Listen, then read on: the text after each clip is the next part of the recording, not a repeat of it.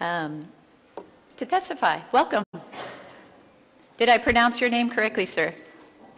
Close. Okay, please correct me. Chair Richardson, Ranking Member Isaacson, and honorable members of the Ohio Finance Subcommittee on Primary and Secondary Education, thank you for the opportunity to provide testimony on school choice in House Bill 33. My name is Mike Uecker, and I am a U.S. Air Force retiree living in Greene County near Fairborn, Ohio. I'm the eldest of seven children, and neither of my parents earned more than a high school diploma.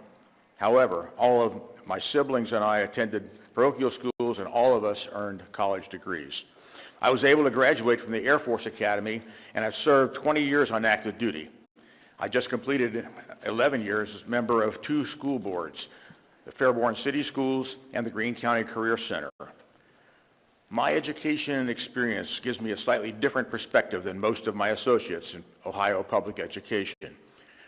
Excellence is what has kept the United States free as it competes with other countries and other ideologies in a world with vast history of nations and empires that have fallen by the wayside. In the majority of cases, their downfall was caused mainly by corruption and incompetence in government. For those who think we have progressed beyond that, I strongly advise that you look to history, as it will reveal that there has been little to no change in human nature in 5,000 years. How does this relate to education bills currently under consideration in the General Assembly?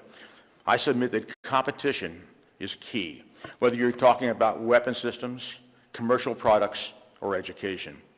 We won the Cold War because we had the best weapons and best trained armed forces led by the best qualified leaders. While I served, I strongly believe that our armed forces were most interested in 3 characteristics in their leaders: competency, moral courage, and character. One of the worst things that happened to our military was after we won the Cold War, it was decided that we could relax and turn our attention inward. In 1991, we were still so effective against Iraq's military that President George H.W. Bush stopped the rout out of a sense of mercy. 20 years later, in 2021, we suffered a stunning defeat in our withdrawal from Afghanistan, losing 13 soldiers and billions of dollars of military hardware to a small rebel force. Back in the Cold War days, America had one of the best education systems in the world. Now, despite spending ever more on public schools, especially administrative overhead and technology, we are not even in the top 25 in math or in the top 10 in English and writing and reading.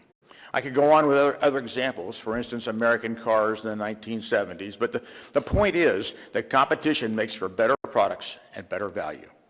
Competition gives the victory to the most competent, most innovative, and best led.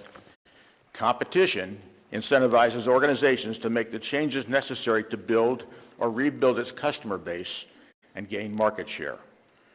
Right now, there is no effective competition in education. After paying property and payroll taxes, working families find it difficult to pony up $5,000 or more for tuition for K-8 parochial schools, or even more for private schools. High school tuition is more than double that. And public school stakeholders know and leverage this to ensure their own objectives are met and their power is never threatened. These stakeholders complain that vouchers will hurt the public schools, despite the fact that not a penny of the local taxes will go to the voucher parents. So all the local tax money will be divided up among fewer students if parents choose to take their children out of the public school system.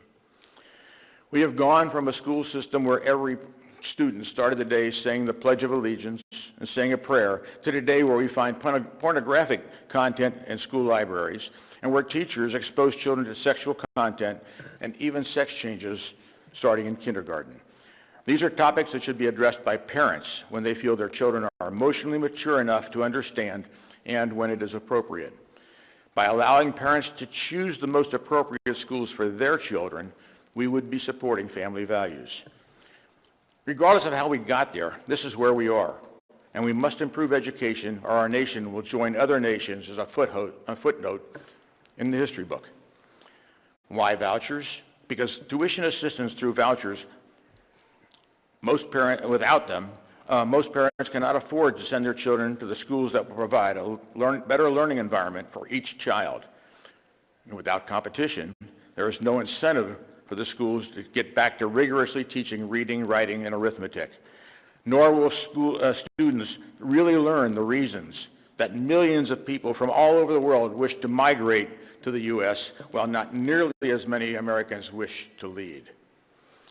Our current system actually hurts the poor the most, as they are the least able to pay for alternatives that would prepare their children to succeed.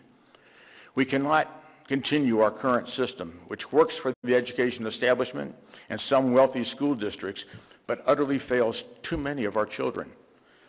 If you really care about ending ignorance and poverty, especially among minorities and disadvantaged groups, competition is the only way. And we can only have competition if we give our education tax dollars to the parents, not the government institutions. Thank you. I'm happy to take any questions. Thank you, Mr. Uecker, and I would add thank you for your service. Are there any questions of the witness? There are no questions, and I will just say thank you. I think you made a compelling testimony for school choice. Thank you for coming in today. Thank you very much. Our next